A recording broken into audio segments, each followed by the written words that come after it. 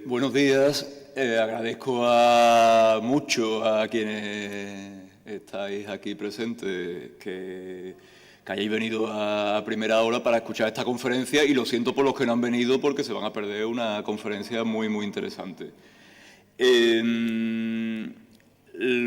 Dentro del marco de este congreso sobre cultura popular, si os fijáis, estamos haciendo mucho hincapié en la cuestión de los géneros, ¿no? Los géneros como una construcción cultural, narrativa, que juega con las fórmulas, con tipos de personajes, con ciertos, digamos, recursos y dispositivos argumentales que conectan o llegan a conectar de alguna manera con el público. Siempre hay una especie de proceso de selección natural, en el sentido de que prospera aquello que conecta en su momento, y hay un sentido también de selección natural y al mismo tiempo relacionado con eso de evolución, ¿no? De cómo los géneros van cambiando y de algún modo el género, lo que puede ser el género negro, policíaco, que también habrá nuestro invitado como experto en el tema, probablemente os aclarará mucho mejor que yo,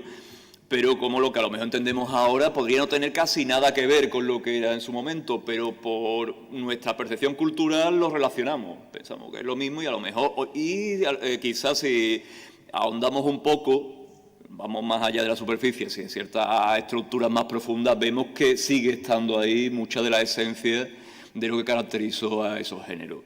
Ayer con la profesora Stacey Abbott, pues básicamente estuvo centrado en el género del horror y concretamente en dos arquetipos de personajes, que son los vampiros y los zombies, y bueno, toda la parafernalia, los universos que generan y cómo han evolucionado y cuál es su encarnación en el siglo XXI.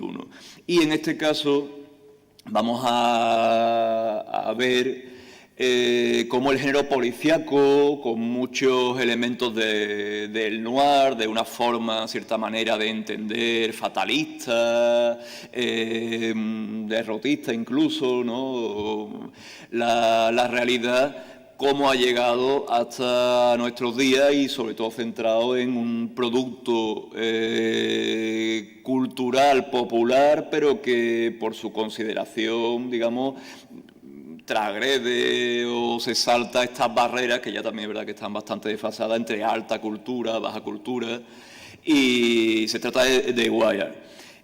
Nuestro invitado es el profesor de la Universidad de Cantabria, Jesús Ángel González López, que es experto en estudios americanos, estudios estadounidenses, concretamente la cultura anglosajona de Norteamérica. Es uno de los grandes expertos en Dashiell Hammett, de nuevo una figura, un autor que, saliendo de quizás casi de lo más bajo de la cultura popular, entendido como publicaciones de muy bajo coste, con una cadencia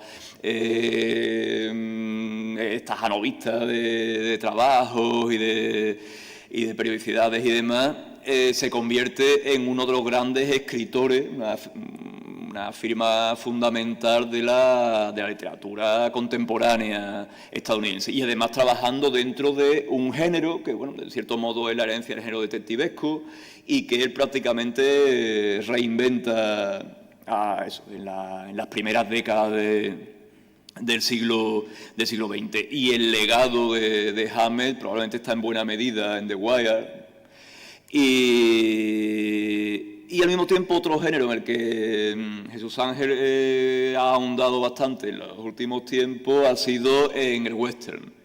El western y, digamos, el legado del western en otro tipo de narrativa, en otras nacionalidades culturales, en la forma del post-western. Aunque, como ayer comentábamos, parece que hay como facciones, o las había en su momento, de los seguidores, los hardcore del noir o del policíaco, los del western y tal. Hay muchas conexiones en realidad, porque, bueno, son dos ejemplos muy genuinos de la cultura estadounidense que, bueno, se ha globalizado y obviamente tiene conexión con muchos otros elementos culturales del resto del mundo. Sin más, le agradezco a Joan su amabilidad, su generosidad por encontrarse aquí con nosotros. Para mí es un placer volver a encontrármelo en persona después de ya algunos años y os dejo con él. Bueno, muchas gracias a los asistentes y a Jesús por haberme invitado a este congreso. Y sí, efectivamente, voy a hablar de The Wire y voy a tocar un poquito algunas cuestiones genéricas y al final pues voy a tratar de definir un poco en qué consiste o a qué categoría creemos que puede pertenecer The Wire, ¿no? The Wire, si alguno no lo ha visto, pues es, yo creo que de visionado obligatorio, porque es una serie, bueno, ahí tenéis un par de citas, ¿no? O sea, una, digamos, más convencional, digamos, de la alta cultura, ¿no? Porque es un premio Nobel el que dice que es una serie televisiva magistral que tiene la densidad, diversidad, ambición totalizadora y las sorpresas e imponderables que en las buenas novelas parece reproducir la vida misma, decía Vargas Llosa. Pero luego ha tenido también un efecto popular evidente, ¿no? O sea, era la serie favorita de Obama.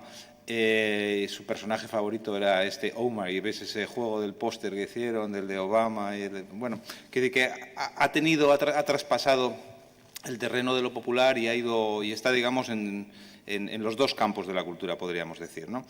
Es una serie del 2002, tuvo 5 temporadas, 60 horas de televisión y es una serie, pues, digamos, poliédrica o multidimensional que se ha estudiado desde muchos puntos de vista, ¿no? Desde el punto de vista del análisis de los estudios urbanos, la economía, la geografía, la filosofía, la ética o la educación.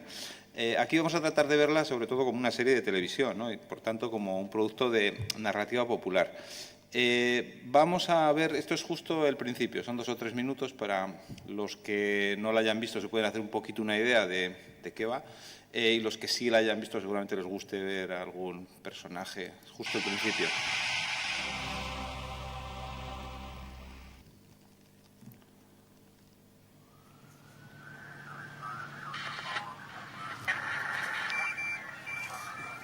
Son 2 o 3 minutos, ¿eh?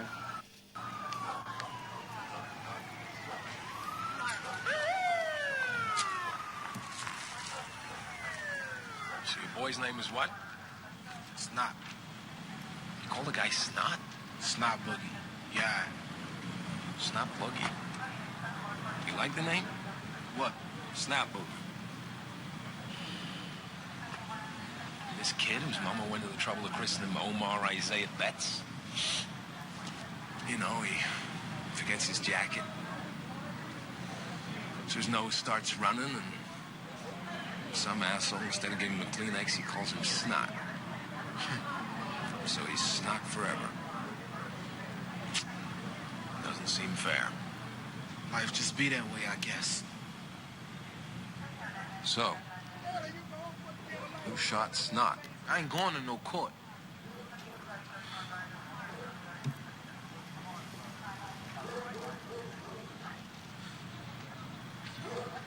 Motherfucker ain't have to put no cap in him, no. Definitely not. Man, he could have just whipped his ass like we always whip his ass. I agree with you. He gonna kill Snot. Snot been doing the same shit since I don't know how long. Kill a man over some bullshit. I'm saying. And every Friday night, we're in the alley behind the cut rate, we rolling bones, you know? I mean, all the boys from around the way, and we roll till late. Alley crap game, right? Like every time. He's Snot. And fade a few shooters. Play it out to the pots deep. Snatch and run. What, every time? Couldn't help himself. Let me understand you. Every Friday night, you and your boys will shoot crap, right? And every Friday night, your pal Snot Boogie, he'd wait till there was cash on the ground, then you'd grab the money and run away? You let him do that? I mean, we'd catch him and beat his ass, but ain't nobody never go past that. I gotta ask you, if every time Snot Boogie would grab the money and run away, why'd you even let him in the game? What? With Snot Boogie always stole the money. Why'd you let him play? Got to. This America, man.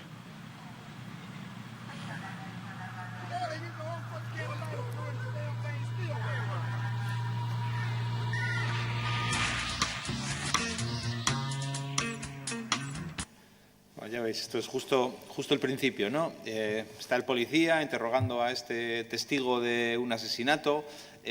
Habéis visto cómo hay niños curioseando en mitad de la calle, ¿no? Ahí alejados de su familia, ¿no? Y que de alguna manera su mera presencia alrededor del crimen y la violencia describe mejor la realidad del gueto de la ciudad norteamericana. En este caso es Baltimore, pero podría ser cualquier otra ciudad seguramente, y define mejor, digamos, esa presencia allí mejor que ninguna tesis sociológica, ¿no?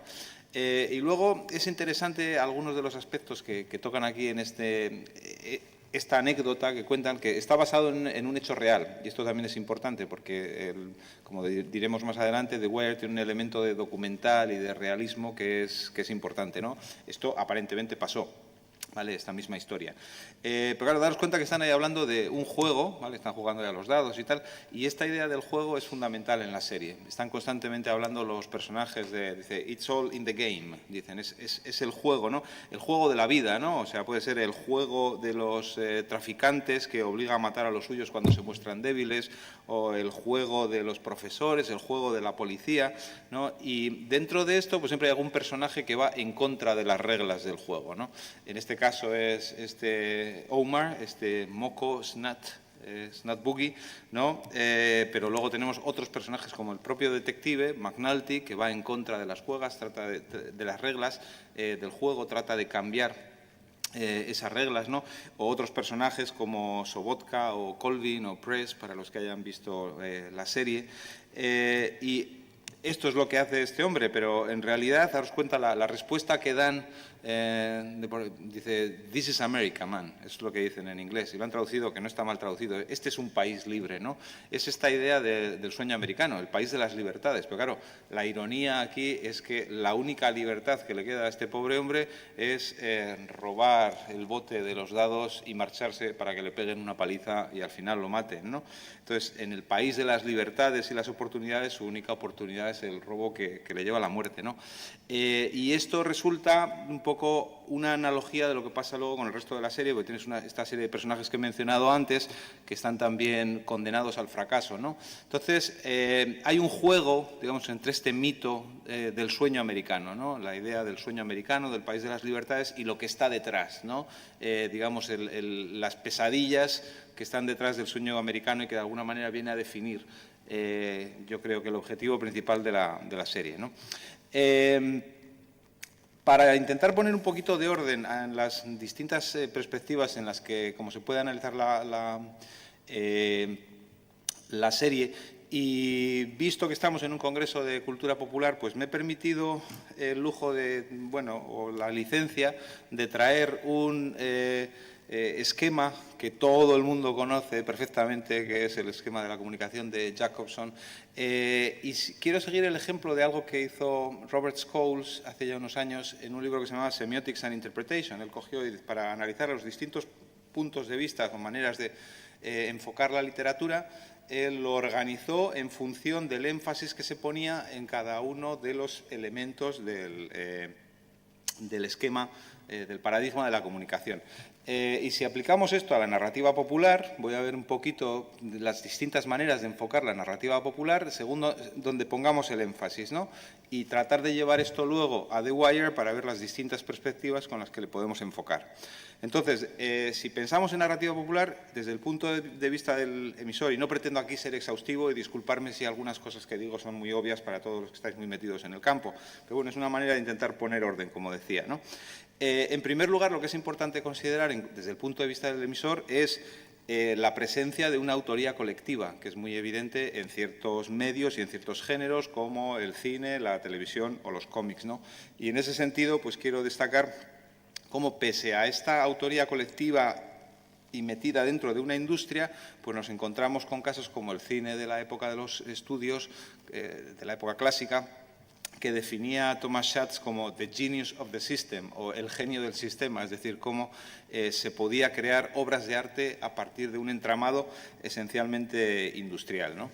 Desde el punto de vista del receptor, Este se analiza con mucha frecuencia en el campo de la narrativa popular y se han aplicado distintos enfoques, ¿no? Uno que tuvo mucho éxito y que luego, de alguna manera, todos somos herederos, ¿no? Es la idea del reader response, porque precisamente lo que buscaban los que desarrollaron esta teoría era estudiar los mecanismos de producción de placer en el lector o en el espectador. Y en narrativa popular el placer es fundamental. Si no obtenemos placer en el visionado o en la lectura, aquello no funciona, ¿no?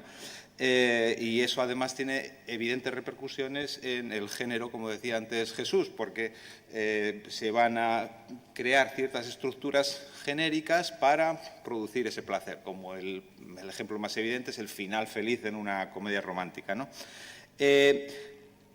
Hay muchos estudios que se analizan, o sea, cuando analizamos el receptor, entonces se busca esa tipología de lectores, esa tipología de espectadores, y aquí en este congreso, por ejemplo, pues hay bastantes ponencias o comunicaciones sobre el fenómeno de los fans, el fenómeno de todos los seguidores de distintos productos de narrativa popular, y este es un enfoque que se aplica con mucha frecuencia, ¿no?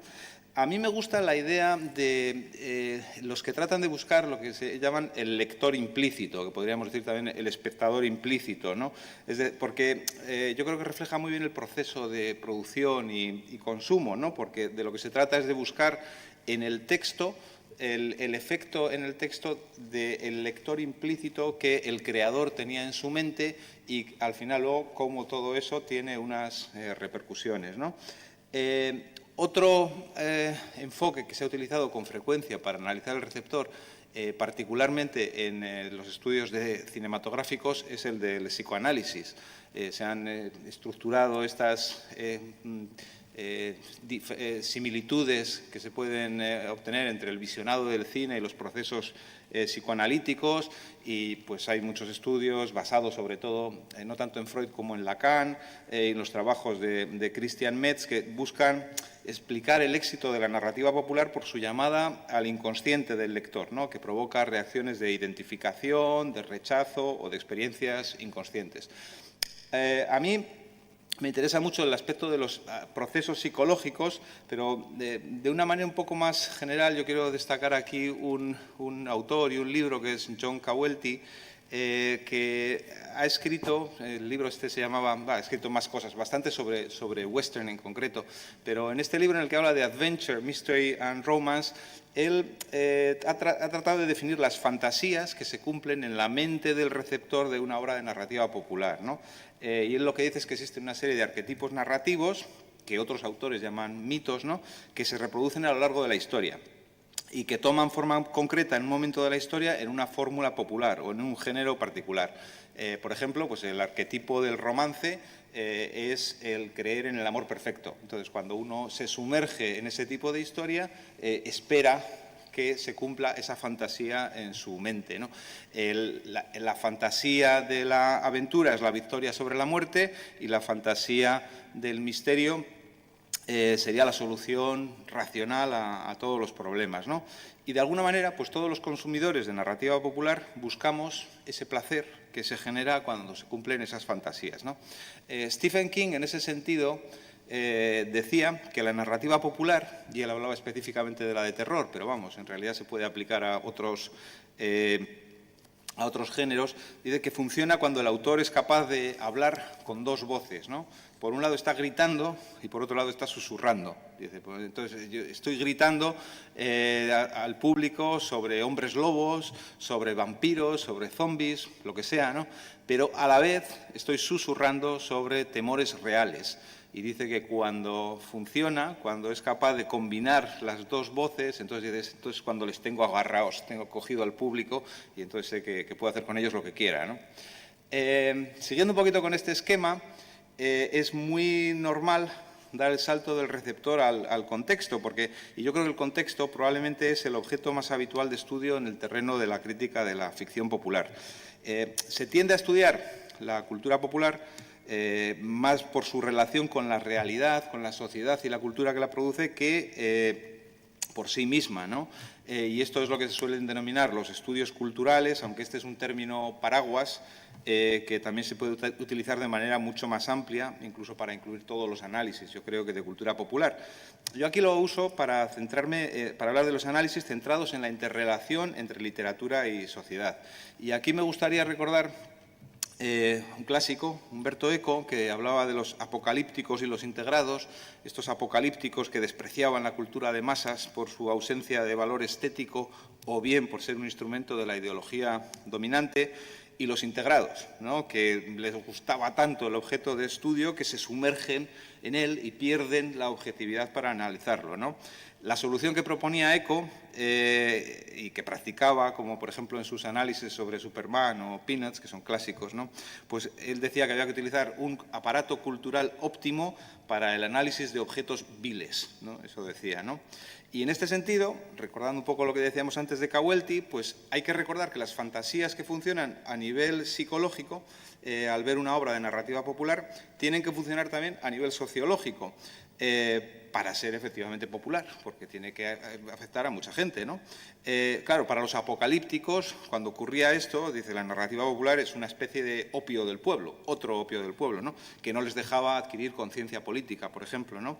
Mientras los integrados lo que hacían era disfrutar de ese opio, ¿no?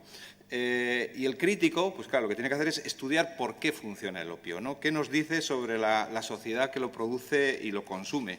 Porque además muchas veces estas obras pertenecen, nos permiten estudiar placeres prohibidos, ¿no? Si pensamos, por ejemplo, a lo mejor en 50 sombras de Grey o cosas parecidas, ¿no?, y nos dicen algo sobre los problemas ocultos que tiene esa sociedad, ¿no? Siguiendo un poco con este esquema, el estudio del texto o del mensaje es el menos habitual en la narrativa popular, ¿no?, porque frecuentemente se considera que es basura, no se lo merece. Y, sin embargo, en ocasiones hay productos narrativos, el de Hammett que comentaba Jesús es un ejemplo y The Wire es otro ejemplo evidente, que dan al salto a la cultura, al canon, digamos, ya forman parte del canon. Y The Wire ya está en el canon. A mí surge en un entorno popular, pero ya, digamos, es parte de la cultura con C mayúscula, ¿no? Y se estudia en todas las universidades norteamericanas, como digo, en muchas aulas y en muchos tipos de títulos, ¿no?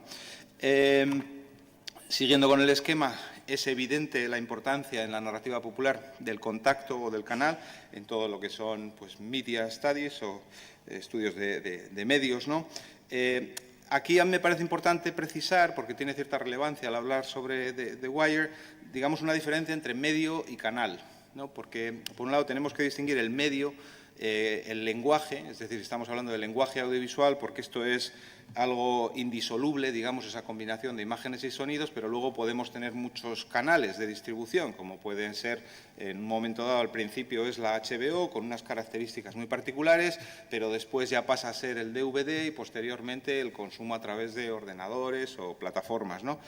Y eso ocurre lo mismo, pues, con otros lenguajes, con otros medios populares, como el cómic, por ejemplo, que podríamos decir que existe un lenguaje secuencial que después puede aparecer publicado en distintos medios, como las tiras de cómics de los periódicos o los comic books o las llamadas novelas gráficas, ¿no? Siguiendo y entrando ya en el último aspecto, en el del código, y recordando un poco lo que decía antes Cauelti, para que las fantasías del receptor funcionen tanto a nivel psicológico como sociológico, resulta fundamental que los arquetipos produzcan fórmulas narrativas o géneros que podemos considerar desde el prisma del código, ¿no? Por ejemplo, el arquetipo del misterio, pues, nos ha dado dos fórmulas diferentes. Primero fue la fórmula clásica de la novela clásica de detectives del siglo XIX y luego la hard-boiled detective novel en la América de los años 20, ¿no? La cuestión genérica resulta fundamental para analizar, por ejemplo, el cine clásico, y es extremadamente frecuente en los estudios sobre cine, porque nos ayuda a entender aspectos de producción, distribución y exhibición, ¿no? Y hay casos en los que el género es muy evidente y otros en los que no lo es tanto. Y este es el caso de The Wire, porque para adscribir a una obra a un género, y de esto nos vamos a ocupar de ahora en adelante, necesitamos estudiar las relaciones intertextuales de esa obra con las demás. Y voy a dedicar ahora un momento al concepto de intertextualidad, o más bien, como decía Genet, transtextualidad, ¿vale? Genet lo definía como todo aquello que pone el texto en relación obvia u oculta con otros textos y utiliza los conceptos de Bakhtin y de Kristeva, y hablaba de 5 tipos de transtextualidad, que son inter, hiper, meta, para y architextualidad, ¿vale? Como estamos en un congreso de cultura popular, voy a utilizar otro medio popular para ejemplificar los distintos tipos, como son los cómics. Entonces, para hablar de intertextualidad, la define Genet como la copresencia efectiva de 2 textos en forma de cita explícita, plagio o alusión implícita, y es muy frecuente. Ahí tenéis un ejemplo de Los Simpsons con el cuadro de Hopper, Nighthawks, ¿no? Y el otro ejemplo es de una tira que se llama Mats, y la referencia aquí es Alicia. Esto es simplemente una mención, ¿no? Sin embargo, cuando pasamos a la hipertextualidad, no es solo una mención, o sea, realmente se elabora, ¿no? Hay un texto anterior que es el hipotexto, y en el nuevo, el hipertexto, esto se elabora, y ahí tenéis un ejemplo de Calvin and Hobbes, que hace una referencia también a Alicia en el País de las Maravillas, pero lo mete dentro de la historia, está mucho más elaborada, ¿no? Y establece, pues, relaciones entre la propia tira como Calvin and Hobbes y ese producto anterior como es, digamos, que nos puede llevar a ciertas reflexiones sobre las características del producto, ¿no? Si seguimos todavía un paso más allá, digamos que estamos yendo digamos, a una mayor complejidad cada vez. La metatextualidad son comentarios. Dice que es la relación crítica por excelencia. Y aquí hay una tira muy buena de Calvin and Hobbes en la que habla específicamente de low art y high art, o digamos la cultura popular y la gran cultura, la cultura con mayúsculas, y lo que está diciendo es, vaya, cuando coges el cómic y lo pones en la pared, como hacía Liechtenstein, el pop art, ya de repente es arte, sublime, espiritual, y sin embargo lo otro es comercial, basura, ¿no? Bueno, está haciendo un comentario bastante evidente sobre, digamos, cómo de falso o falsas pueden ser las atribuciones que se hacen a veces a cultura popular o cultura con mayúsculas, ¿no? El siguiente campo es el de la paratextualidad, que es la relación entre el texto y el paratexto, o los títulos, prefacios, dedicatorias. Decía Genet que podíamos tener un peritexto, que es lo que está dentro del texto, como por ejemplo los títulos o los prefacios, y un epitexto, que es lo que está fuera del texto, como entrevistas, reseñas, foros, páginas web, ahora, cualquier cosa, ¿no? Entonces, por ejemplo, por poner un ejemplo aquí ahora con Calvin and Hobbes, el título de Calvin and Hobbes está haciendo referencia a, por un lado, Calvino, el reformista protestante, y Hobbes, el filósofo, que dijo aquello de que el hombre era un lobo para el hombre. En fin, aquí ahora sería más bien un tigre para el hombre, pero es una especie de chiste, o sea, en fin, que puede llevarnos a ciertas interpretaciones, ¿no? Y por otro lado, pues el epitexto, pues en fin, hay montones de páginas web de fans, algunas entrevistas o libros comentados por el autor. Y por último, la architextualidad ya son las taxonomías genéricas, ¿no? Los tipos de discurso o modos de enunciación, géneros literarios evocados por un texto. Cuando un texto, de alguna manera, evoca con claridad a qué género pertenece. Este cómic, por ejemplo, es un cómic, es una tira que se llama Pearls Before Swine, que no creo que esté traducida al español, es muy popular en Estados Unidos, estas de periódico, se pueden comprar también en forma de libros, y hay unos personajes que son animales antropomórficos, pero no se comportan como deben dentro de las convenciones de las tiras cómicas de animales antropomórficos. Entonces aquí hay un personaje que es la rata, que se le llevan a un campamento de reeducación para que aprenda a hablar como tienen que hablar los animales dentro de las tiras de animales, como Peanuts, por decir algo, Snoopy en Peanuts, por ejemplo, ¿no? Tienen que ser adorables animalitos, y este se niega a serlo, ¿no?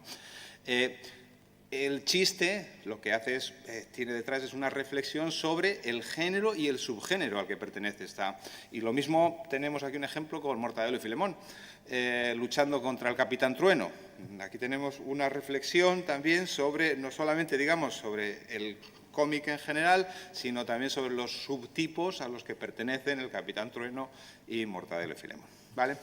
Bueno, Toda esta larga introducción quiero utilizar para utilizar alguno de estos conceptos a la hora de enfocar el estudio sobre The Wire. Si pensamos en el emisor, para empezar, pues es evidente que nos encontramos con un caso de autoría individual y colectiva simultáneamente, porque The Wire tiene un autor o un creador bastante obvio, que es este señor que se llama David Simon, que fue periodista durante 12 años en The Baltimore Sun, se pasó un par de años sabáticos estudiando primero el mundo de los policías y otro año estudiando el mundo de los delincuentes en la calle. Como resultado de esto publicó un par de libros y utiliza toda esta información luego en The Wire. Pero se sabe acompañar de un montón de escritores que le ayudan en los guiones y en la dirección. Por ejemplo, Ed Burns o Rafael Álvarez, que tenían experiencia en el campo de la educación y en el mundo del puerto, de los estibadores, que la serie se ocupa específicamente en un par de temporadas de estos dos campos, pero luego se rodeó de escritores excelentes de novela negra como George Pelecanos, Dennis Lehane o Richard Price. Desde el punto de vista del receptor, pues es evidente que estamos hablando de audiencia televisiva. Pero claro, es una audiencia televisiva peculiar, porque estamos hablando de la HBO, la televisión de pago, el premium cable, que se anunciaba diciendo «It's not TV, it's HBO». ¿Vale? No es la televisión. Estamos hablando de una televisión que conscientemente se vende a sí misma como televisión de calidad, ¿no? Y que cuando empieza con la producción propia de series de calidad como Sex and the City, Los Soprano en el 99, 6 Feet Under 2001 y The Wire en 2002, pues son series en las que da mucha importancia a los creadores, a lo que llaman entonces los showrunners. Y les da además mucha libertad, porque tenían muy poca censura o ninguna, de hecho, más allá de que no les pudieran renovar la temporada. Por poneros un ejemplo, Breaking Bad es una serie que se emite en un canal que tiene anuncios. Entonces tiene ciertas limitaciones. Había una limitación muy concreta, que solo podían utilizar la palabra fuck, que ya sabéis lo que quiere decir todos, una vez por episodio. Y sin embargo, hay un episodio en The Wire en la que McNulty y Bank tienen una investigación que dura 4 minutos y pico, en la que todo lo que hacen es decir la palabra fuck en distintas versiones y la dicen exactamente 31 veces, ¿vale? Entonces, bueno, quiero decir, es una anécdota, pero sí que refleja el tipo de audiencia a la que el tipo de espectador implícito, cuando hablaba antes del lector implícito, el tipo de espectador que tiene David Simon y sus colaboradores en mente está bastante alejado del el average viewer, el espectador convencional o el espectador medio. Esto lo dice Simon en una entrevista que le hace Nick Hornby, el escritor inglés. Le dice, oye, pero a ver, ¿tú no le ayudas un poco al espectador medio a que se entienda, a que pueda seguir la serie y tal? El tío le dice tal cual, le dice, fuck the average viewer. Me la atrae que le den, ¿no? Literalmente, ¿no? Entonces, claro, está proyectando un espectador implícito con una capacidad determinada de visionado, de análisis, una cierta inteligencia. La HBO en general tenía mucha audiencia blanca y de clase media alta, pero también tiene mucha audiencia de clase negra, de raza negra, sobre todo en las zonas del gueto, curiosamente, porque daban, yo no sé si la pirateaban o no, o cómo lo hacían, pero daban muchos deportes, ¿vale? Entonces o sea, que no es exclusivamente clase media alta y blanca, pero sí que se proyecta la serie un determinado espectador, ¿no? Como estábamos diciendo antes. La serie nunca tuvo demasiada audiencia, su continuidad estuvo siempre en el aire, pero al final luego se ha convertido en un objeto de culto. Si pensamos en el mensaje, como decíamos antes, nunca se ha tenido demasiado en serio el texto, pero en el caso de The Wire y en general, digamos, en el caso de lo que se suele llamar The New Golden Age of Television, o la nueva, esta edad de oro en la que estamos, pues lo que ha ocurrido es algo muy parecido a lo que pasó con Hammett, ¿no? Que empezó en un campo muy popular y luego ya dio el salto al canon. Bueno, pues esto es lo que está pasando con la ficción televisiva actualmente, ¿no? Y en el caso concreto de The Wire, lo que han hecho para, digamos, ganar respetabilidad, Simon, en particular David Simon, ha utilizado la idea de la novela, ¿no? Decía que la novela también empezó como un género popular, pero han utilizado el término novela y ha llegado a hablar de novela televisiva. También la ha llamado tragedia, y de esto hablaremos un poquito más adelante. Y son maneras de ganar respetabilidad. Es decir, esto no es tan popular como parece, esto es otra cosa, ¿no? Y eso pues ha llevado, digamos, a ciertas discusiones en relación al género al que pertenece o exactamente qué tipo de producto es The Wire, ¿no? Esto es bastante parecido, lo del uso del término novela, a lo que ha pasado en el cómic con la novela gráfica, que es también utilizar la idea de la novela para ganar respetabilidad, ¿no? De cualquier manera, sí que parece evidente que The Wire se merece un análisis textual profundo por el desarrollo de personajes, por el desarrollo de los temas, por la estructura, etcétera, y de hecho es lo que está ocurriendo. Pues ya, como decíamos antes, hay libros The Wire and Philosophy, por ejemplo. Para enseñar filosofía, los profesores en Estados Unidos ponen The Wire, ¿vale? Si pensamos en el contacto del canal, pues es evidente que estamos aquí en el medio televisivo, pero específicamente dentro de la serie televisiva, ¿no? La serie televisiva de ficción, ¿vale? Y dentro de esto, bueno, pues aquí hay algunas características de la estructura que yo creo que hay que considerar. Son episodios de cerca de 1 hora, y esta idea de la hora, hay una crítica que la llama the pressure of the hour, ¿no? La presión de la hora. Dice que distingue esta presión de la hora y que se va, digamos, construyendo a lo largo de la temporada, esta dialéctica entre la segmentación y el fluir, ¿no? Como dice ahí en inglés, pues es lo que define mejor la diferencia entre el cine y la televisión, más que los presupuestos o los tamaños de la pantalla. Esta segmentation without closure, dice, ¿no? Una segmentación sin un cierre narrativo, ¿no? Entonces, bueno, los episodios suelen estar divididos en lo que llaman beats, o sea, suelen ser unos 4 actos, habitualmente divididos más o menos en esos 6 beats o segmentos, ¿no? Que suelen ser de 2 a 3 minutos y, según Newman, son the basic building block of television drama. Y luego mediante, o sea, building block, los bloques de construcción, funcionan mediante montaje paralelo, pues se va construyendo la narrativa, ¿no? En este sentido, ¿qué es lo específico de The Wire? Que los beats son más cortos, suelen durar 1 o 2 minutos, y esto nos lleva a una mayor complejidad narrativa, ¿vale? Esta es una serie difícil de ver. Los que no la hayáis visto, os la recomiendo encarecidamente, pero tenéis que tratar de superar los 2 o 3 primeros episodios, porque a todo el mundo le cuesta. Porque, ya os digo, la idea esta del fuck the average viewer la tenéis que tener en la cabeza.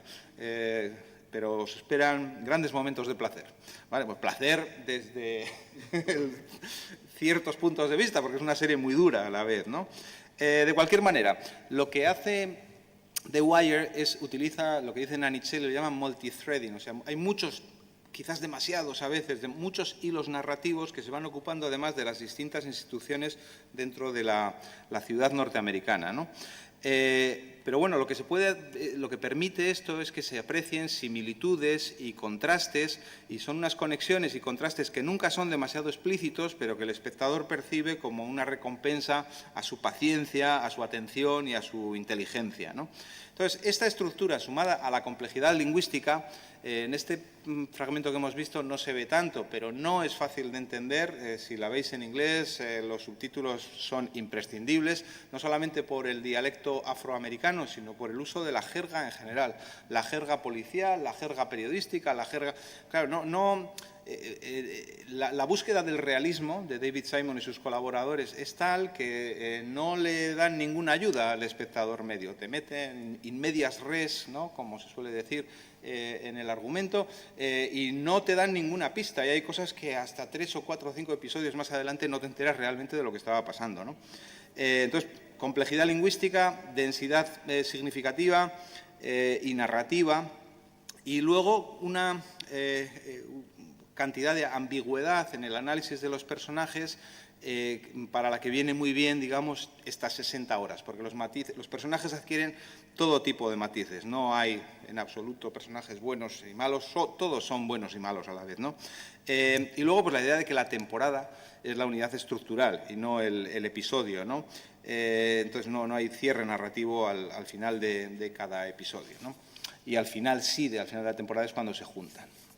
Si continuamos un poco con el análisis y pasamos al contexto, en primer lugar quiero mencionar los elementos documentales. porque hay personajes en la serie que están basados en personas concretas, ¿no? Como Omar, Bubbles o Avon Barsdale, por ejemplo, son personajes basados en personas concretas. Por ejemplo, Avon, uno de los gángsters, digamos, está basado en este hombre que se llamaba Little Melvin Williams. Y luego Simon se dedica a combinar o a utilizar estos personajes porque los utiliza como actores. O sea, este era un personaje real sobre el que basa un personaje suyo, o sea, una persona real sobre la que basa un personaje, pero luego le utiliza a este señor para representar un papel que es lo contrario de lo que él había sido, ¿no? Él hace un personaje que se llama The Deacon. Y tenemos luego un personaje como Snoop, que es la actriz Felicia Pearson, que había sido condenada por asesinato, o sea, la trae directamente del gueto y la utiliza para representarse a sí misma como asesina. O sea que efectivamente da miedo, como corresponde al caso, ¿no? Pero luego tenemos una especie de guiño, como este personaje que se llama Jay Landsman, que está basado en un auténtico detective que se llamaba Jay Landsman, que a su vez actúa en el papel de Dennis Melos. Es decir, hay una serie de juegos un poquito metaficcionales que al final lo que consigue es anclar la serie en un entorno muy concreto, que es el de la ciudad de Baltimore. Porque además, como comentaba antes, pues está basado todo esto en un trabajo etnográfico previo de haber estado largas temporadas observando esa realidad y tratando de reflejarla con realismo. El objetivo del realismo lo tienen siempre en la cabeza, ¿no? Y de hecho hay una estética de documental que hay algún crítico que ha relacionado con un documentalista que se llama Frederick Wiseman. Y hay una serie de aspectos formales en los que se puede observar esta idea del documental. Esto nos lleva también a la relación que tiene esta serie con la geografía y los estudios urbanos, ¿no? Porque la ciudad es un retrato, o sea, la serie es un retrato específico de Baltimore y de manera más amplia un retrato de la ciudad norteamericana en general, ¿no? Hay una serie de fenómenos típicos de la ciudad norteamericana, como son el abandono de los blancos del centro de las ciudades, que esto ha ocurrido en prácticamente la totalidad de las ciudades americanas, la llegada de los negros desde el sur, no a todas, pero sí a la mayoría, particularmente en Baltimore, la creación de viviendas sociales como estas de Towers, que posteriormente se han derruido, y en la segunda temporada se ve como se ve la demolición de las torres estas, ¿no? Posteriormente, incluso los negros de clase media abandonan el centro y se produce la guetificación. Se convierte en un gueto absolutamente peligroso, con un montón de casas abandonadas. Tengo alguna referencia que dice que de un total de 300.000 casas que hay en Baltimore, 40.000 están vacías y todas están en el gueto. Y bueno, pues todo esto ha llevado, esa getificación, evidentemente, al aumento de la delincuencia, la violencia, el crimen. Otro fenómeno de estudios urbanos que se observa aquí es el de la gentrificación, que consiste en, digamos, la recuperación de determinadas zonas para que las clases medias altas se puedan beneficiar. Esto ocurre con el puerto, por ejemplo, el puerto de Baltimore, con la consiguiente destrucción de puestos de trabajo. Porque al final la serie lo que tiene detrás es una crítica muy evidente a procesos de neoliberalismo y globalización y el efecto que todo esto tiene en la ciudad norteamericana, ¿no? ¿Qué más? Desde el punto de vista de las minorías, es importante también, es una serie que es deliberadamente inclusiva. Desde el punto de vista racial, pues veis en esta foto que estos son actores, veis que no hay más que uno blanco, ¿no? Y de hecho, en la serie se ve cómo ser blanco puede ser un hándicap para el ascenso en el escalafón. Hay un personaje que quiere ser alcalde y como es blanco lo tiene muy complicado porque es una ciudad mayoritariamente negra. Al final todo esto es realmente la misma idea de realismo les lleva a los creadores a hacer esto, ¿no? Hay, como dice Linda Williams, hay un imaginario espacial negro, ¿vale? O sea, hay blancos y negros, pero en general el imaginario es básicamente negro. Y de hecho, la lengua franca, digamos, el acento que se utiliza es el afroamericano, incluso por parte de los blancos. Los blancos también lo utilizan, ¿no?, con frecuencia.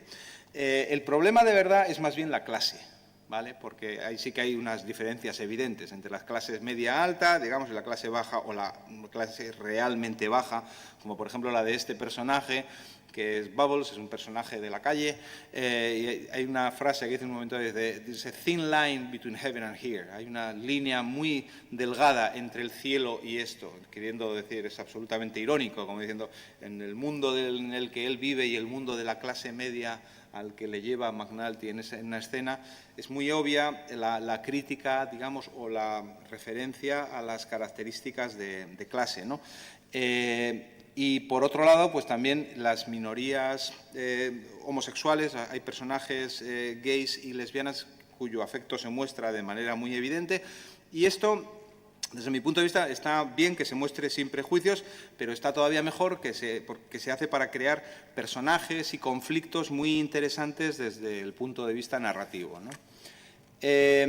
Siguiendo con el esquema y entrando ya un poco de lleno en la cuestión del código y tratando de utilizar este enfoque de la intertextualidad y la transtextualidad para ver el resultado que nos da, pues desde el punto de vista de la intertextualidad, digamos que es lo más superficial, y si vemos, por ejemplo, las fotografías de promoción de la primera temporada, yo creo que es bastante evidente que estamos hablando de una serie de detectives.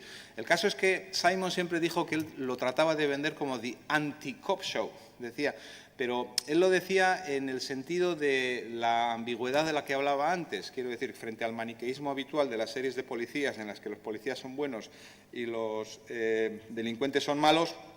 Aquí son todos buenos y malos a la vez, ¿no? Esa es un poco la idea, pero yo creo que es evidente que la serie, superficialmente al menos, yo creo que si la tienes que definir, hombre, pues es una serie de detectives, ¿vale? Que pertenece más o menos a este género, lo que pasa es que luego va más allá, ¿no? Y aquí entonces podemos ir avanzando en el terreno de la hipertextualidad y viendo un poco cuáles son los hipotextos, es decir, qué hipotextos utiliza y modifica, ¿no? Entonces, desde el punto de vista policial, digamos que el subgénero policial al que hace mayor referencia es al que se llama procedimental, ¿no? El police procedural, que es el que describe el trabajo de la policía, normalmente de un grupo de policías y las relaciones entre ellos, ¿no? Pero luego también es bastante evidente la referencia que encontramos a los dos grandes subtipos dentro del campo de la narrativa de detectives, digamos, la novela negra o también pensando en el cine negro, el noir, que es, por un lado, la novela negra o el hard-boiled detective novel. Ahí nos encontramos personajes como McNulty y Bunk, estos dos que son alcohólicos, tipos duros y mujeriegos, ¿vale? Ese es un poco el esquema. Y frente a ellos tenemos este otro detective, que es Lester Freeman, que es más bien el detective clásico, el armchair detective, el detective que se quedaba sentado en su sillón y resolvía todos los enigmas con ayuda de su inteligencia, ¿no? Entonces, encontramos referencias a todos estos subtipos. Pero claro, como os decía, no se ocupa solo de la policía. Digamos que la idea esta de ser una serie urbana y que trata de reflejar todas las instituciones y los estratos dentro de la ciudad norteamericana, pues nos permite analizar el mundo de los delincuentes, el mundo de la policía, pero también el mundo de los periodistas. Y entonces, igual que podemos decir que es un procedimental policíaco, es una especie de procedimental periodístico. Y ahí la referencia, yo creo que bastante clara, son las películas. Hay muchas películas que son, digamos, estos journalistic procedural, como desde Ciudadano Kane a Buenas noches y buena suerte, o Primera plana, o Todos los hombres del presidente. Pues ahí tenemos, esto es en la 5ª temporada cuando se ve esta referencia. Y lo mismo, es un procedimental educativo, porque describe cómo funciona en los colegios y la administración educativa y dónde está la raíz, digamos, del fracaso educativo, ¿no? Y ahí nos encontramos, pues, también una referencia al subgénero de películas de profesores, como El indomable Will Hunting o El club de los poetas muertos o Rebelión en las aulas, ¿no? Y ahí resulta muy interesante, digamos, cómo vemos todas estas referencias en la serie, ¿no? También desde el punto de vista de la hipertextualidad, pues claro, no puedo dejar de hablar de Hammett, porque yo creo que es bastante obvia la referencia. Porque, Hammett vivió en Baltimore, era de Maryland y vivió y trabajó primero como estibador en el puerto y además, de hecho, vivió en la misma zona exactamente donde se desarrolla la acción. Entonces, digamos, ahí la referencia está bastante clara, pero es que además Hammett fue detective antes que escritor y utilizó su experiencia como detective como marca de realismo. O sea, él hizo una campaña publicitaria, trabajó también en publicidad, y hizo una campaña publicitaria sobre sí mismo diciendo, no, yo soy el detective que escribe sobre el crimen de verdad, ¿no? Y esto es lo mismo que ha hecho Simon. Simon y los demás dicen, yo conozco la realidad, yo he estado en la calle, yo he sido profesor, yo he sido policía, yo he sido detective, yo he sido periodista, ¿no? Y luego también es evidente el salto de la narrativa popular al canon, ¿vale? Y de hecho hay una novela que se llama La llave de cristal, que está basada en una ciudad que podría ser Baltimore, no le da el nombre, pero es una ciudad de la costa este, y tiene un argumento, esta novela, también de corrupción urbanística, de mafia, de corrupción policial, de periódicos, y yo creo que es una inspiración bastante clara, aunque no hay menciones explícitas, yo creo que es una referencia bastante clara. Y otro hipotexto que también quiero mencionar, y al que también antes se ha referido Jesús, es el del western, porque esto es esta foto que tenéis aquí, es la portada de Black Mask, era uno de los pulps en los que trabajó Hammett, en los que publicó él sus primeras historias antes de escribir novelas, y esta es una que se llama Corkscrew, en la que él coge a su detective y se lo lleva al oeste. Y es una mezcla de códigos del oeste y códigos detectivescos, ¿no? Ya desde el principio estaban muy mezclados. Y de hecho hay críticos que dicen que la novela negra o el héroe de novela negra es el héroe del oeste que cuando ya se le acaba el territorio, se le acaba ya en la zona, los espacios por conquistar, termina yéndose a la ciudad, ¿no? Y hay muchas características en este comunes, ¿no? Pero en este sentido sí que yo creo que está bastante claro que se describe Baltimore como una ciudad sin ley, ¿vale? Entonces, es esa mezcla entre la civilización y la ausencia de civilización, o el salvajismo, o las zonas salvajes, ese es el espacio realmente característico del oeste. O sea, el espacio del oeste no es un espacio real de este solamente, el sur, oeste, el noroeste, sino que es un espacio simbólico, en esa especie de mezcla, como os digo, entre civilización y ausencia de civilización, ¿no? Y ahí tienen que surgir héroes que recurran a su propia conciencia moral. Y en este sentido, pues el héroe más atípico y personal de la serie es este señor que se llama Omar Little, que es una especie de reescritura contemporánea del héroe del oeste, ¿no? O más bien del antihéroe, porque es el bandido del oeste, es el Jesse James, Billy the Kid, Butch Cassidy, ¿no? Y es siempre una especie de man in the middle, que eso es algo que define mucho también el héroe del oeste, ¿no? En este caso, entre los narcos y la policía.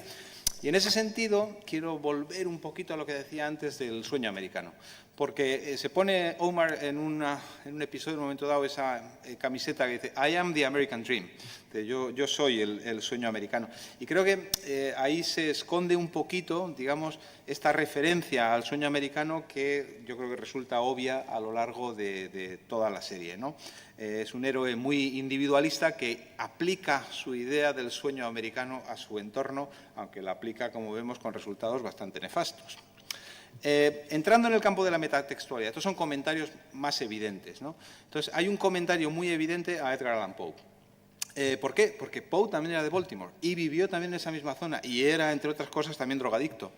Y además fue el creador de la novela de detectives.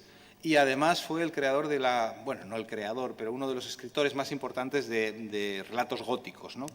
Hay una mención explícita porque hay unos turistas que llegan a Baltimore, allí en mitad del gueto, con el típico despiste de los turistas que se meten donde no deben, y dicen, oye, estamos buscando la casa de Poe.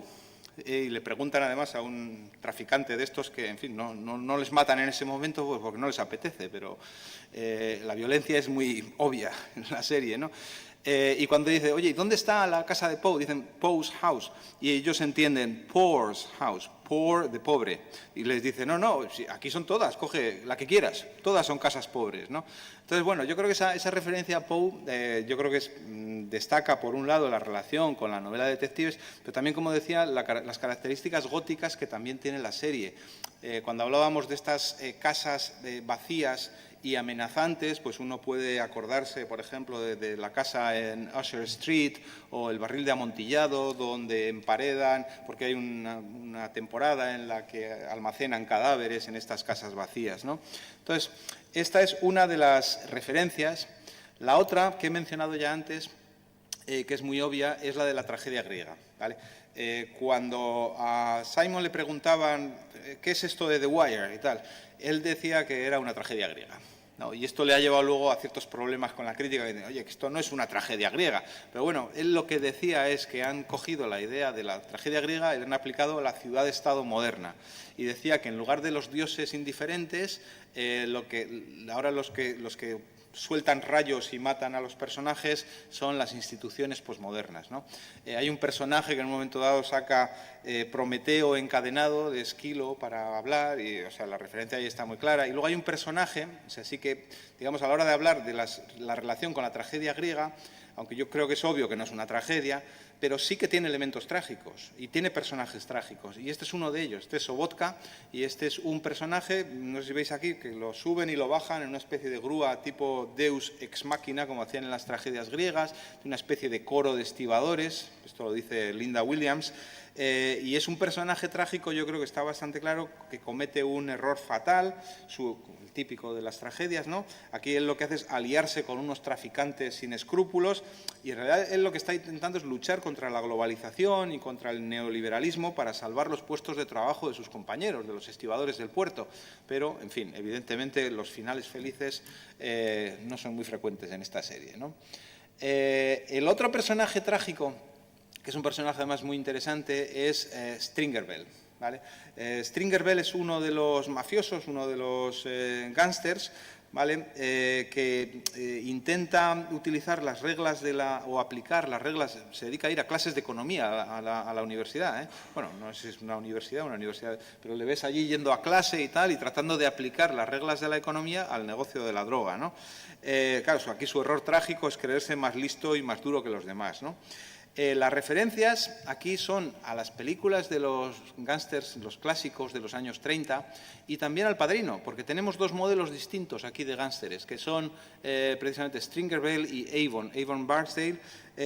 Stringer es un héroe trágico del estilo de los gángsteres de las películas de los años 30, ¿no? Que intentaban conseguir su propia versión del sueño americano.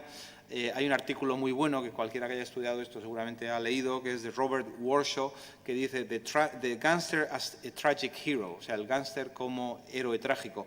Y son personajes que intentan conseguir su propia versión del sueño americano. Pero la única a la que pueden tener acceso, que es dentro del mundo criminal, ¿no? Pero Stringer, igual que estos personajes, como el personaje de Cagney, ¿no?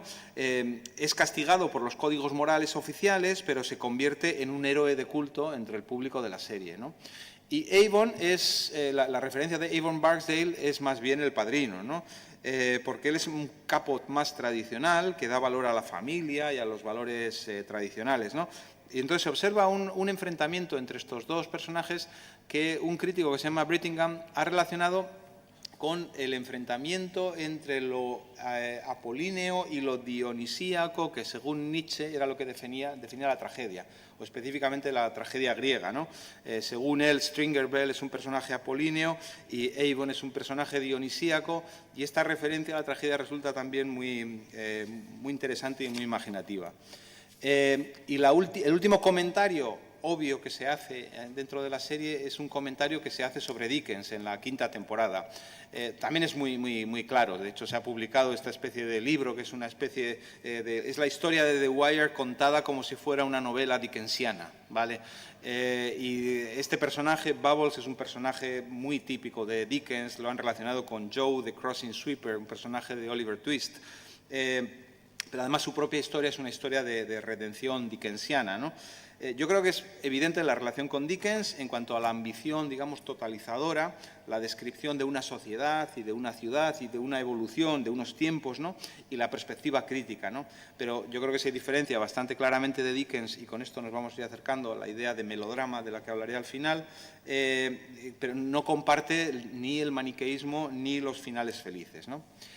En cuanto a la paratextualidad, pues me gustaría ver un poco, es también como 2 minutos, los títulos de crédito, ¿vale? Porque me parece que son también relevantes.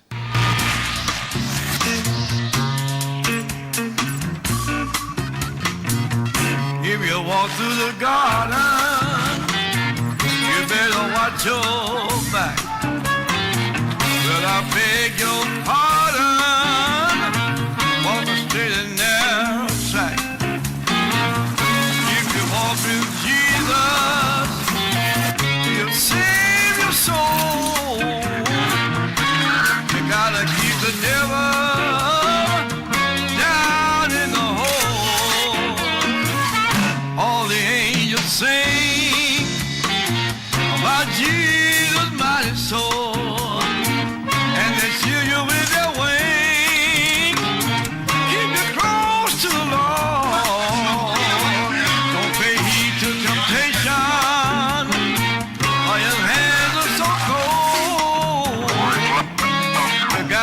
The devil way down in the hole.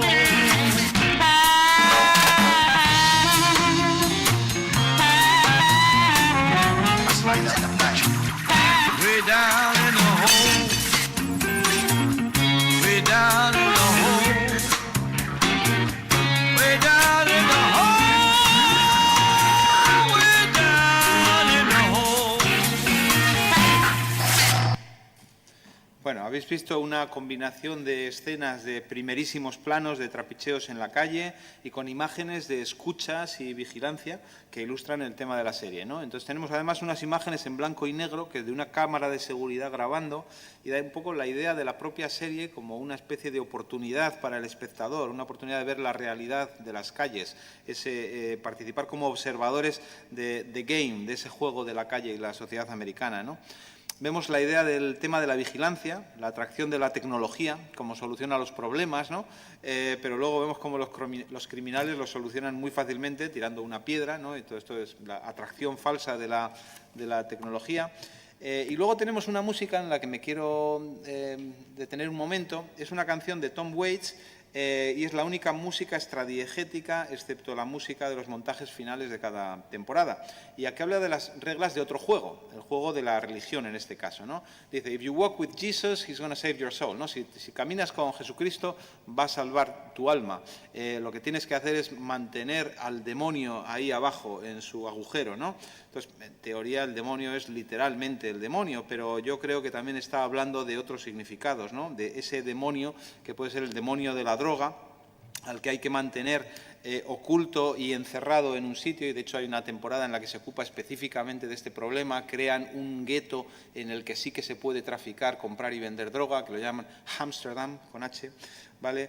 Entonces tiene esa idea de cómo actuar ante la droga, pero también un poco la propia idea de la guetificación, o sea, el demonio. ¿Quiénes son el demonio? Pues todos estos negros que tenemos que esconder en el gueto para que no salgan y no lleguen al resto de la sociedad norteamericana, ¿no? O sea, la guetificación como una forma de mantener a los criminales en el gueto.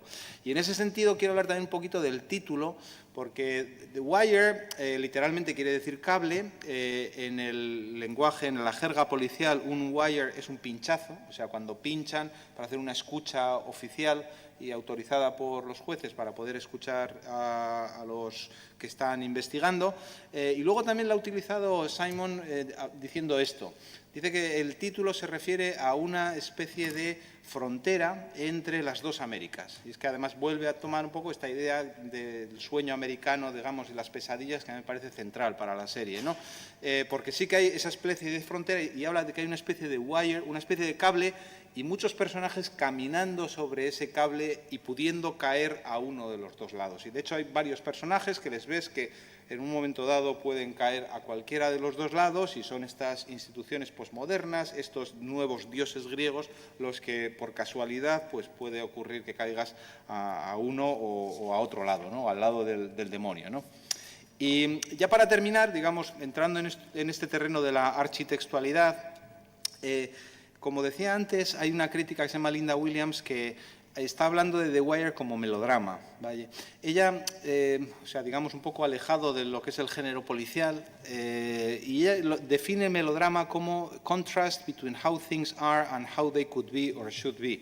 O sea, el contraste entre cómo son las cosas y cómo deberían ser, ¿no? Y, de hecho, dice que la serie utiliza las convenciones del melodrama para producir empatía. Y algunas de las que utiliza son, por ejemplo, el foco sobre las víctimas indefensas, un énfasis en la corrupción y en la injusticia como fuente primaria del conflicto y la frustrante incapacidad de los personajes para conseguir que cambien las cosas. A esto tenemos que añadir también el espíritu reformista o utópico que está en la raíz del melodrama y que Fredric Jameson ha definido como utopianism, o sea, ese utopianismo, si se puede decir en castellano, como aspecto esencial para clasificarla como melodrama. Y dice Williams que es un melodrama, pero un melodrama institucional, y no es un estudio maniqueo de personajes villanos y víctimas, sino un melodrama de sistemas disfuncionales. Sin embargo, Amanda Ann Klein, aunque identifica las características básicas del melodrama, dice que la serie en realidad lo subvierte porque nos niega una serie de placeres melodramáticos fundamentales, como por ejemplo el final feliz o el cierre narrativo, la legibilidad moral, dice la catarsis de las lágrimas. Entonces hay una serie de características del melodrama que aquí no tenemos, ¿no? Entonces, digamos que hay una cierta división crítica entre los que están con Williams y dicen que sí puede ser un melodrama y los que dicen que no. Y dentro de los que dicen que no, hay algunos que destacan la influencia del naturalismo norteamericano. Y esto es que hay que recordar que en Estados Unidos el naturalismo fue una corriente muy importante, ¿no? Porque tenemos a escritores como Dreiser o Upton Sinclair que continuaron escribiendo en clave naturalista hasta bien entrados los años 20, ¿no? Y específicamente el naturalismo afroamericano, con escritores como Richard Wright, por ejemplo. Y hay algunas características del naturalismo que podemos encontrar fácilmente en la serie, como la descripción de la vida en las clases bajas en las zonas deprimidas de la ciudad, el determinismo, la importancia del entorno o el espacio como algo restrictivo, el análisis de las instituciones que controlan al individuo o la dependencia en el periodismo, ¿no? En el fondo, considerar The Wire como tragedia o melodrama o texto naturalista depende de las definiciones de los conceptos, que siempre, esto sí que es importante, combinan impulsos morales y un juego con las emociones del espectador. O sea, yo creo que eso es siempre muy evidente en esta serie. Digamos que siempre se produce esta identificación con los personajes y hay una identificación emocional y luego una combinación con un propósito moral, ¿no? Y me gustaría aportar un pequeño grano de arena en este debate y utilizar la idea que tiene Franzen. Jonathan Franzen es un escritor norteamericano que escribió The Corrections y Freedom, por ejemplo, que son unas novelas excelentes, y él utiliza el concepto de realismo trágico. No se lo aplica a sí mismo, sino que lo utiliza para escritores como Fitzgerald, por ejemplo, o Flannery O'Connor, pero yo creo que se le puede aplicar también a todas sus últimas novelas, ¿no? Y en este sentido, a mí me parece muy oportuna la combinación de trágico y realismo, porque yo creo que la serie, pues no puedes decir que sea una tragedia, pero sí que tiene elementos trágicos, ¿no? O, digamos, tiene el espíritu trágico que puede tener, por ejemplo, Arthur Miller cuando habla en Muerte de un viajante sobre la tragedia del hombre común americano, ¿no? Entonces, vale, no es una tragedia griega, pero yo creo que sí que tiene esos elementos trágicos, ¿no? Y luego a mí me parece muy evidente la relación con la tradición realista y específicamente naturalista, ¿no? Y en este sentido, pues yo creo que este concepto de realismo trágico sí que puede resultar útil, ¿no? Porque, fijaros, lo que es irónico es que Franzen esto lo escribe en un artículo del 96 que dice "Perchance to dream, in the age of images, a reason to write novels". Se queja amargamente en ese artículo de la aparición de lo audiovisual. Y dice, ahora mismo que tenemos lo audiovisual alrededor, ¿qué es lo que pueden hacer las novelas? Entonces se dedica a decir lo que pueden hacer, definiéndolo como realismo trágico, y esto es exactamente lo que hace el audiovisual, o por lo menos The Wire, desde mi punto de vista, solo unos pocos años más tarde. Con lo cual, ¿qué le queda a la novela? pues continuará haciendo lo mismo que hace, pero hacerlo bien, yo creo, ¿no? Entonces, estas son algunas de las características del realismo trágico que dice Franzen. Dice la complejidad, hemos hablado de la complejidad de The Wire, dice que es cualquier tipo de ficción que crea más preguntas que respuestas, ¿no? Luego dice que define esa idea como lo trágico y se remite a Nietzsche y la mezcla entre lo apolíneo y lo dionisíaco que decía antes, que también se puede ver en The Wire. Luego la idea del sueño americano y lo que está detrás del sueño americano, él lo llama como la suciedad que está detrás del sueño de pueblo elegido, ¿no? The Dream of Chosen, es de ser un pueblo elegido, ¿no? Y por último, este aspecto un poco utópico y reformista que al que él se refiere diciendo que todos los que lo practican son una especie de optimistas cualificados, ¿no? Qualified optimists, ¿no? Y ya para terminar, definitivamente, sí quiero comentar simplemente hablar un poco del legado de The Wire, porque al final ha sido una serie que ha tenido muchísima influencia en la televisión y también en el cine, ¿no? En cuanto a la televisión, pues estos son series que ha continuado haciendo David Simon. Tremé es una sobre Nueva Orleans después del Katrina. Está bien la serie, pero a mí me parece mucho más localista. Lo bueno que tiene The Wire es que es local y a la vez global, porque muchas de las cosas que estamos viendo allí, de cómo funcionan las instituciones, digo, es que esto podría ser mi ciudad, esto podría ser España, la corrupción urbanística, la asociación entre criminales y hay muchas cosas que son los procesos de getificación y de gentrificación, se pueden observar en todas las ciudades, también españolas, de otra manera, pero eso está ahí, ¿no? Tremé funciona un poquito peor, yo creo, que porque desde mi punto de vista es un poco demasiado local. Y Show Me a Hero y The Deuce, las dos se ocupan de Nueva York, pero de aspectos concretos y barrios concretos o incluso calles concretas, como The Deuce, que se ocupa del negocio del sexo en la calle 42, ¿no? Deadwood es una serie que tiene que ver con The Wire, que es un poco como, digamos, el origen de la ciudad americana. Si The Wire es el fin de la ciudad americana, Deadwood es el principio.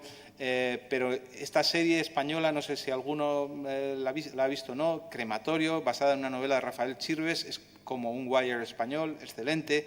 Gigantes, la última de Urbizu, yo creo que tiene evidentes referencias. Y Gomorra, la italiana, yo creo que hay una serie de claves de The Wire que todas estas series han heredado.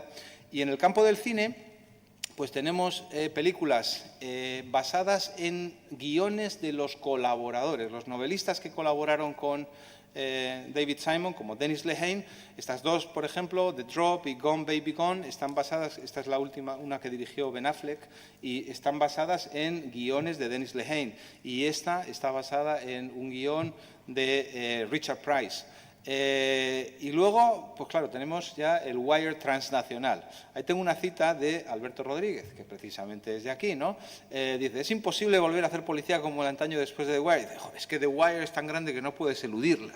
Yo me enganché a la serie cuando estaba escribiendo el guión de una película que él hizo y que es Grupo 7. Vale, y estas son ejemplos, yo creo, de un legado transnacional de The Wire.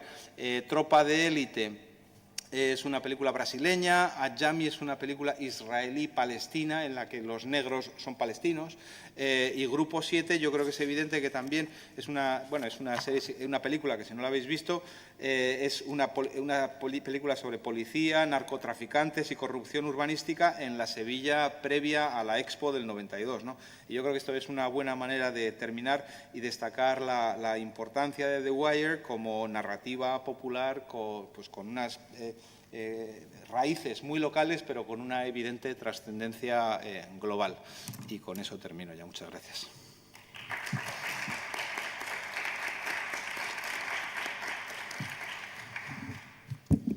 Bueno, darle las gracias y la enhorabuena a nosotros por haber tenido la oportunidad de escuchar esta conferencia, ¿no? Ahí, el otro día un alumno buscando a alguien hablaba de estoy buscando al maestro no sé qué, usando, eso no sé si os pasa a vosotros, usando más bien la denominación por profesor, ¿no? Como un poco ahí anclado en la primaria, pero es verdad que hay profesores que son maestros en otro sentido, ¿no? Aquí tenemos el caso de alguien que es capaz de presentar de manera magistral un tema y desarrollarlo. De hecho, lo que me encanta de esto es que es lo que como yo había planificado esto y bien ejecutado. O sea, bien, es como, o sea, me encanta, ¿no? el planteamiento y los autores y todo, y cómo ha hecho, de hecho, una cartografía prácticamente del abordaje del estudio de la cultura popular, de los géneros, y cómo ha ido progresivamente centrándose en The Wire y después de nuevo abriendo el campo hacia todo este legado de la serie. Tenemos tiempo para un poco de algunas preguntas, si tenéis. Si no tenéis, pregunto yo, pero si no, ya lo cogeré después. Le voy a pasar el micrófono. Venga.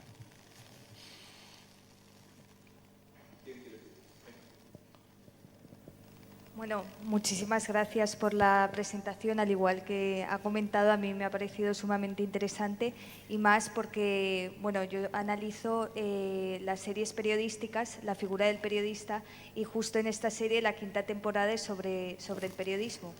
Entonces, yo me centro en The Newsroom, pero esta muestra el otro lado de la moneda, ¿no?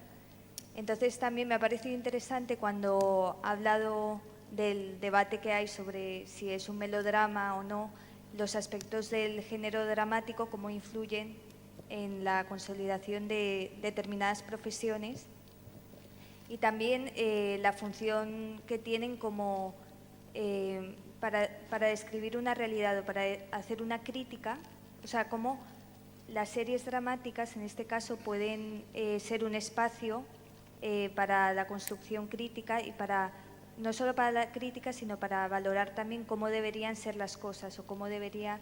Entonces, en este caso me parece interesante porque The Newsroom muestra un papel muy idílico y se le ha criticado, también es una serie de autor. Entonces, sí, me parece interesante eso, ver el género dramático como en las series de autor tiene un significado más trascendente desde el punto de vista de que pueden resultar críticos y también mostrar cómo deberían ser las cosas o cómo deberían hacerse. Entonces, más que nada esto, justo enganchado con eso, y me ha parecido... Sí, la última temporada, la temporada sobre el periódico y tal, ha sido la que más han criticado, los críticos. Es la que, porque es la más maniquea. ¿Sabes? Hay un par de personajes que ahí está como el periodista bueno y el periodista malo. ¿Sabes? Hay un periodista que se aprovecha de todo, falsea los datos, todo lo que puede, y al final le dan el Pulitzer. Y el otro, el bueno y tal, que es un poco como se veía Simon, porque a Simon más o menos lo echaron, no literalmente, pero él chocó mucho con la dirección de su periódico, ¿no? Entonces yo creo que cuando se metió en la parte de periodismo le tocaba demasiado la fibra, y ahí... yo creo que resulta un poco excesivamente maniqueo, ¿sabes? Pero bueno, dicho eso, a mí también me gusta mucho esa temporada, y me parece muy interesante el análisis que hace también. Muy bien.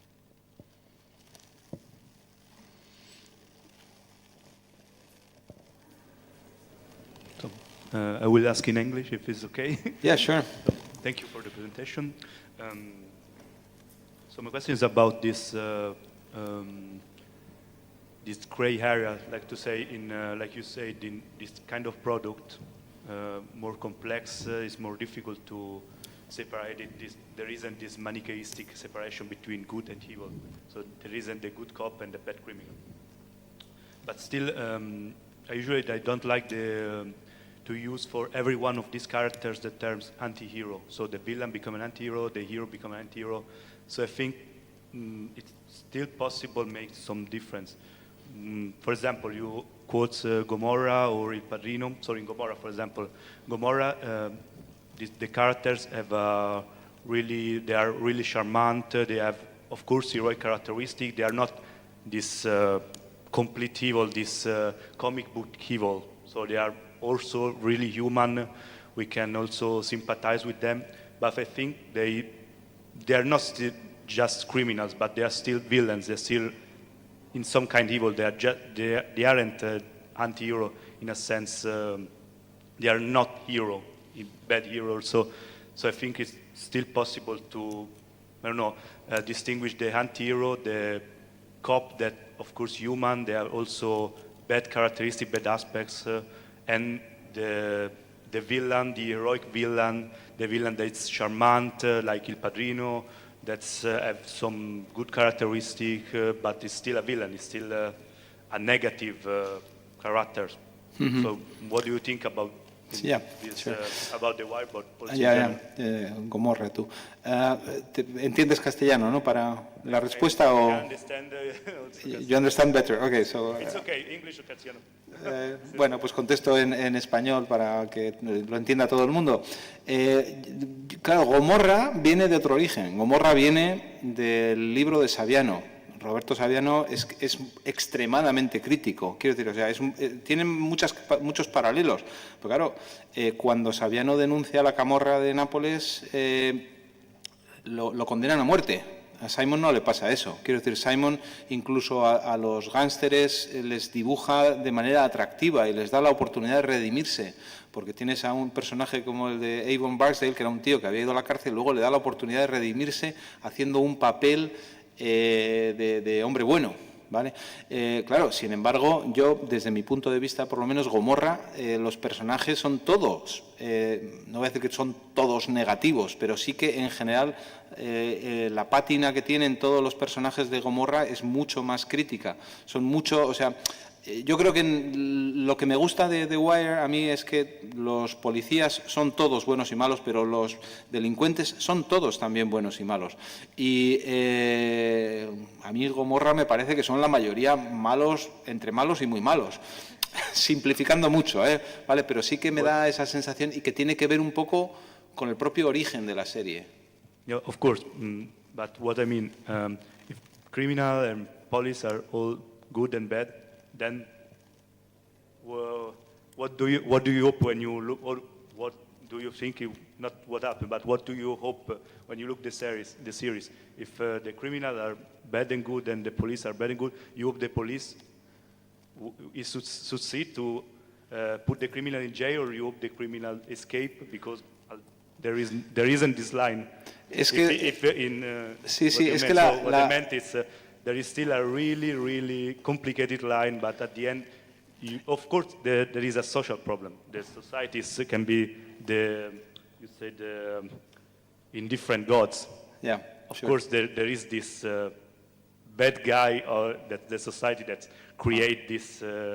Sí, el culpable, problem, of course, but... el culpable de alguna manera es la propia sociedad, ¿no? Yo creo que a la serie le falta, lo que decía uno de los críticos que he citado antes, le falta legibilidad moral.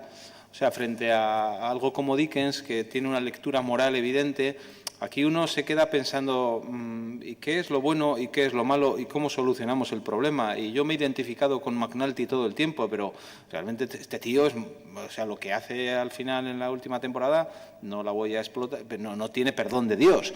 Y del mismo modo, pues tenemos a un personaje como Stringer Bell o Omar, que son asesinos, pero es que me fascinan. Es que, ¿sabes? O sea, tú preguntas a la gente, ¿cuál es tu personaje favorito? Y claro, decía Obama que su personaje favorito era Omar, que es un asesino que se dedica a matar a la gente por la calle y a robar roba a los malos. Entonces, una especie de Robin Hood, pero, en fin, le criticaron un poco a Obama por eso, ¿no? Porque le falta, ya os digo, el mensaje moral es siempre complejo y confuso, como con Hammett, por otro lado, que las relaciones con Hammett yo creo que son muchas, porque también pasa exactamente lo mismo con él. Thank you. Hola. También felicitarte porque de verdad me ha encantado la presentación. Ha sido 1 hora y media y se me ha pasado volada. Y yo creo que eso es un meritazo. Además de que, bueno, este congreso yo creo que nos está gustando mucho a todos porque estamos aprendiendo muchas series. Yo esta me la apunto porque se me antoja muchísimo. Y me parece extraordinario que no hayas hecho ningún spoiler, que llevo unos cuantos ya. Entonces, excelente. Luego me gustaría preguntarte, porque ya que has hecho un repaso, yo creo que desde la misma industria cultural de Adorno y Horkheimer, ya que has citado a Umberto Eco, yo la verdad es que siempre me pregunto, en casi todos los géneros, me da la sensación, concretamente, en este has citado también a Breaking Bad, he visto Mad Men, es posible, ¿no? Sí.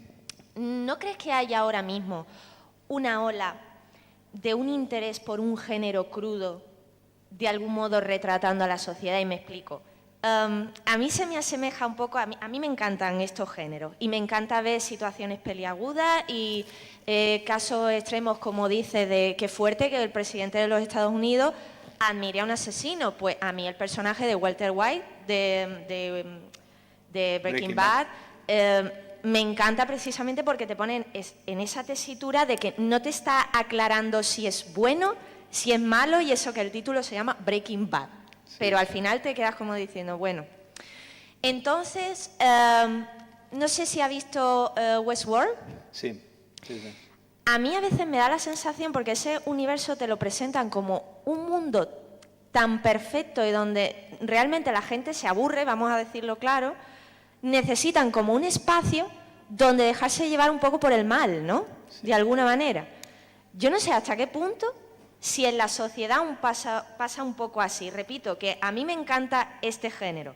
Y yo a veces misma me pregunto por qué nos gusta tanto ver esas crudezas. Es cierto que ha habido películas como Training Day, que tiene muchísimos años y ya están representando esa realidad oscura de la sociedad y tal. Pero ¿por qué tenemos ahora esa ola de que te están recomendando tantas series de HBO en Netflix? Todas son buenísimas. Es que todas tienen estas tesituras morales tan difíciles de leer y que a todos nos gusta tanto. ¿Por qué necesitamos tanto ese género ahora mismo? Pues es difícil responder, porque a mí, por ejemplo, no me interesa nada el crimen real y, sin embargo, me fascina el crimen en la ficción. Entonces yo tendría que ir a terapia para ver si, si puedo averiguar por qué personalmente me gusta, porque conozco a otra gente que le gusta el crimen real, pero yo no, el crimen real no me interesa nada y, sin embargo, cuando lo metes en ficción, sí. O sea, está claro que tiene que ver con lo que decía yo antes de los mecanismos psicológicos, de identificación, de producción de placer, de experimentar lo prohibido. Estás experimentando lo prohibido y Westworld tiene una lectura muy clara en ese terreno, porque lo que hacen estos personajes que se van allí a desatarse, desfogarse y matar gente o violar y cometer todo tipo de tropelías, pues lo que hacen es sumergirse en sus fantasías. Es un paso más allá dentro de esta historia en la que uno puede leer y sumergirse en su fantasía. Y yo creo que tiene una lectura además muy evidente de, digamos, cuáles son esos... O sea, te hace pensar sobre tus propios mecanismos de identificación con los héroes o los antihéroes que cometen tropelías y que de alguna manera, como ocurre con las películas de gángsters y tal, tú quieres que ganen y quieres que gane el malo y dices, ¿y por qué me pasa eso? Y Westworld te hace reflexionar sobre eso, porque dices, esto te puede llevar a ir a un parque temático en el que mates gente y matas a esos indios identificándote con el vaquero, porque seguramente el western es uno de los géneros en los que, sobre todo en ciertas películas, más evidente es ese maniqueísmo. En otras ya se cambia totalmente, pero creo que juega bastante precisamente y por eso me parece muy interesante esa serie, ¿sabes? Porque yo creo que está muy relacionada con lo que estábamos diciendo, esos mecanismos de identificación y de producción de placer. Que son, y no sé, porque a lo mejor tendría que saber más de psicoanálisis para poder contestar sobre exactamente por ello, para eso, ¿no?